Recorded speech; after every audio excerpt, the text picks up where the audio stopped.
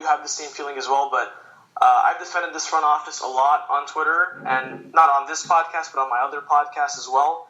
I'd lose a lot of trust, I would say, if I wake up on the morning of August 1st and Stroman is still a Toronto Blue Jay without a contract. Yeah, and two follow-up questions for you. Do you feel like a package would incite the Blue Jays, such as a prospect for the Yankees, such as Clint Frazier, which could be received by the Blue Jays? And how do you feel about Marcus' attitude towards the situation? Do you think he's in the right to be frustrated, or do you feel like he let his emotions out too soon? Clint Frazier actually is a prospect I really liked. I've always liked him, even when he was a part of the Indians organization. And he was a guy I was not really pounding the desk for, but I really wanted the Blue Jays to get him as part of the J-Happ trade from last year. Unfortunately, the Blue Jays weren't able to, I guess, swing the Yankees into adding Frazier to the deal. But, yeah, I would definitely appreciate Frazier in the package, especially considering the Blue Jays probably need some outfielders. Teoscar Hernandez, Billy McKinney, you can add him to that mix as well. Very promising player, and maybe an everyday role with the Blue Jays can help put together that talent that was so highly touted back when he was a top prospect in the Indians organization. So I certainly would be very interested in the package where he's headlined. I don't think that's all the Blue Jays should get. I think they should get probably a little more from Marcus Stroman, but if Clint Frazier plus, among other things, is the return, I wouldn't be too disappointed with that, depending what the other is. And you mentioned about his comments to the media.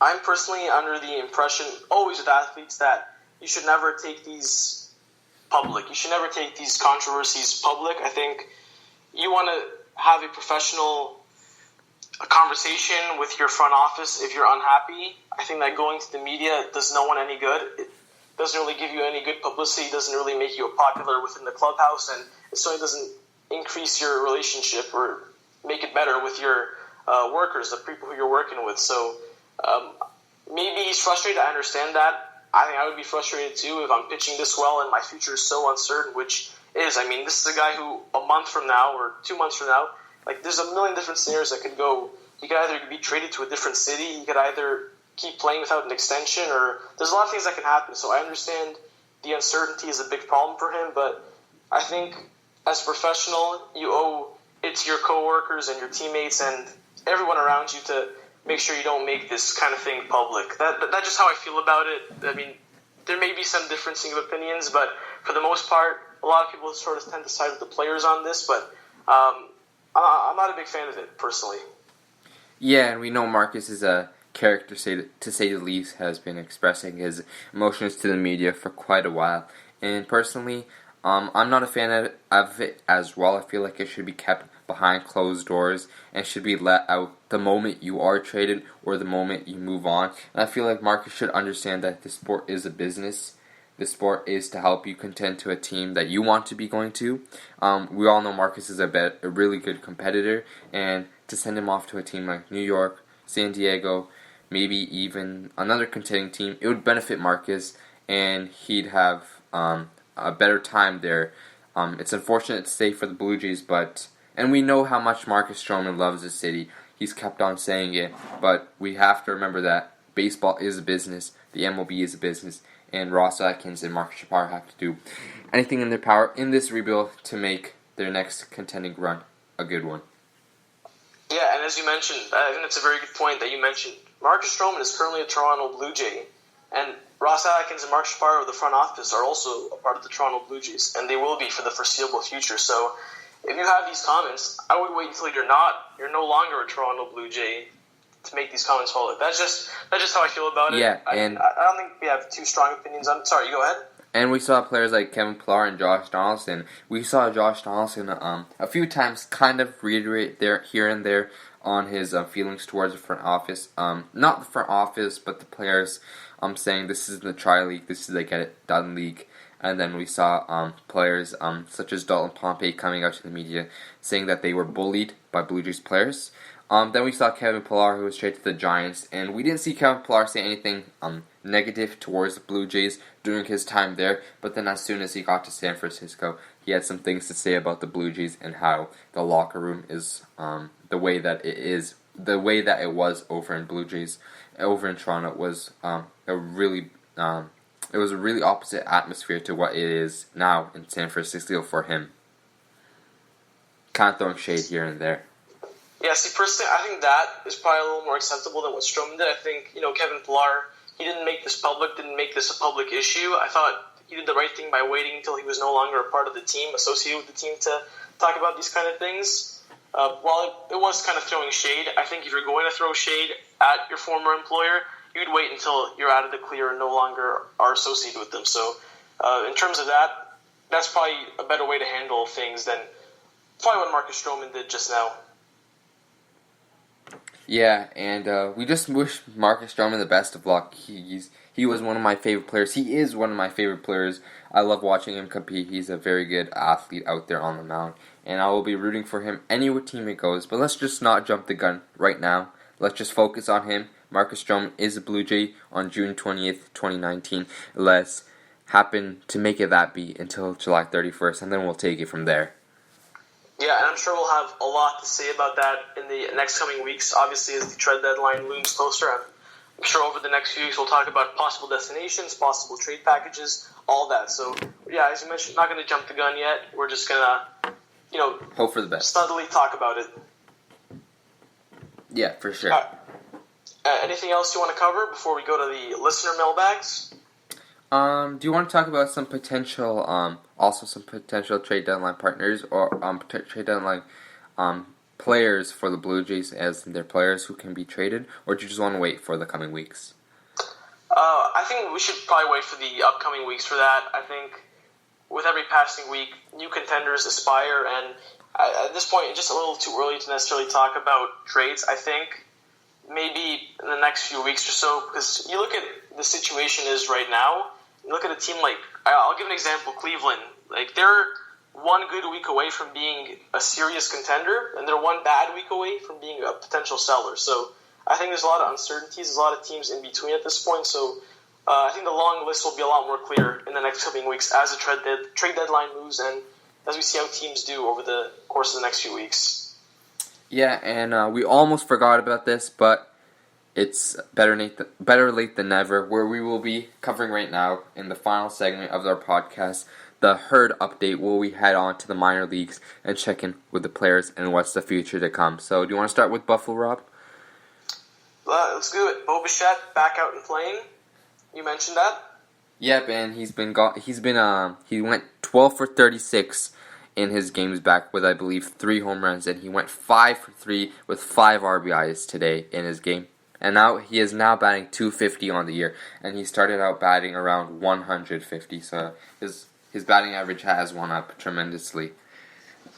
He's going to be fun to watch, and I was talking about this with an Orioles fan a few years ago. I believe it was the winter of 2017, and he personally stated that Bo Bichette hasn't played a major league game yet, but I can already tell I'm going to hate him a lot. So that's something that you like to do. You like to have your best players be hated on by your division rival. So I find that a little amusing that Bo Bichette already lives in Orioles' heads and he's not even had a major league at bat yet. It's kind of like the random scrub heat killers, but like the opposite of that.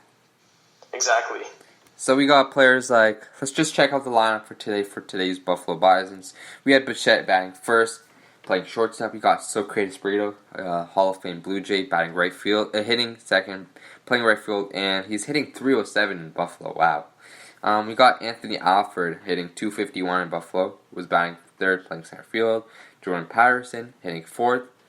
We had Jonathan Davis in the lineup, Richard Urena, Andy Burns, and Michael De La Cruz. Andy Burns is back in baseball? Yes, he is, and he's batting .279 for the Buffalo Bisons. Did he even get a big league hit when he got called up? He got called up in 2016, I believe. I believe we got called up last September, no? Yeah, he was here last September. Is this the same guy we're talking about, the infielder? Yeah, Andy Burns. Let me check that out right now. I'll be right back. I'll be on Baseball Reference where I spend most of my days. Yeah, Andy Burns, 28 years old. He did play in the KBO League and currently is in the Toronto Blue Jays organization. You may have seen him in the Yep, it was in 2016. Yep, 2016. 2016, played 10 games, 7 plate appearances, 6 at-bats, did not get a hit. He struck out twice, and he got hit by a pitch, I guess, because he never walked. So, yeah.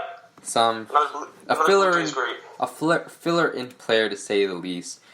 But we just got we have a few players in the Buffalo Bisons that have contributed to the Blue Jays in the past. We've seen Thomas Pannone down there, David Polino down there. We have Sean Reid-Foley down there, Danny Barnes, who still has not seen the major leagues this year, which is quite surprising, but is on a 7-day DL. Justin Shaver has been sent down up and down this year for the Blue Jays players.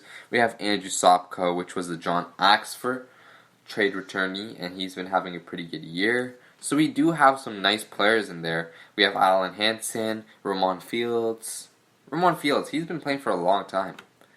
Yeah, he's been. I think every year he's always in the minors. I always see him in the Montreal series, but he never really makes it up to the big league conversation. I think by the end of his career, he'll probably be either a New Hampshire Fisher Cat Hall of Famer or a Buffalo Bisons Hall of Famer with all the stats he's going to accumulate. Yeah. And for New Hampshire, we have some few players, as in Yenzi Diaz, and our main Blue Jays prize prospect, Nate Pearson. Do you want to talk a little bit about Nate Pearson and his innings, how he goes from 5 innings one day to 2 innings the next day, and what that means? I think basically what they're doing is they're trying to do their best to preserve his arm, knowing that he can be a big-ticket prospect. They want to make sure that his 100-mile-per-hour velocity arm doesn't blow out in minor league games. It's mostly just a warm-up for him. This is not a guy that will likely need a lot to the big league roster. I think as soon as he's well-seasoned enough to be there, he will. It's not so much a tryout for him. That's why they're not so much worried about his overall performance, but rather his conditioning to get himself to big league ready form, and as soon as possible to be a contributing member. And I think a lot of it has to do with, could be like a rehab coming off injury last year, and now they're trying to work him back into fully healthy form so that, again, he can perform at the big league level for the future. And yeah, he's 3-1 in the minors with a 1.89 ERA and has a 2.7 ERA in New Hampshire. And do you think he should be up next year? That's a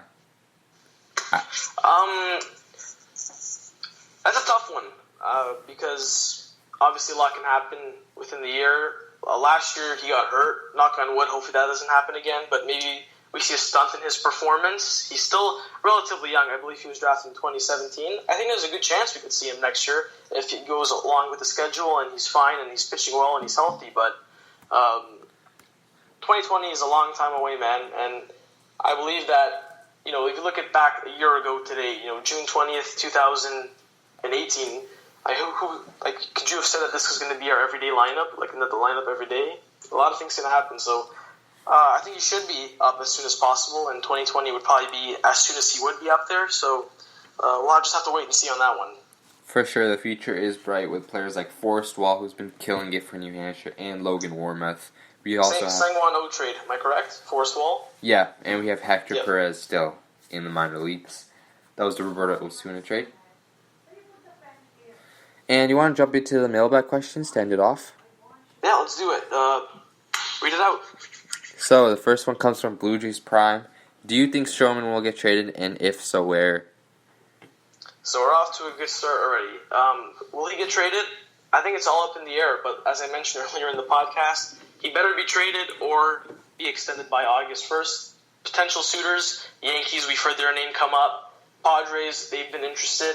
And I think a surprise team, well, not really a surprise team, because he's sort of been linked to them earlier, is the Rockies. Because the Rockies, an excellent offensive team, but they just don't have quite the pitching to necessarily take it to the next level. Their best pitcher last year during their postseason run, Kyle Freeland, is off to a miserable start this season. He was sent to the minors. I'm not sure if he's back yet, but they certainly need some pitching help, so he could certainly factor in there as well. I think those are just a couple of teams with pretty much any contender. You can never get enough starting pitching, as Buck Martinez loves to say on the broadcast. So I think pretty much any contender will be connected to Stroman in some shape or form. Some more than others, but for the most part, that's who you're looking at for the move. Yeah, Stroman probably will be traded. It's a 50% chance now, but as you said, those should be the suitors for him. And we should be expecting a mid-tier prospect with high upside, don't you say the least? Oh, absolutely. At the very least, Clint Frazier. We mentioned him earlier on. That's an interesting name, but I think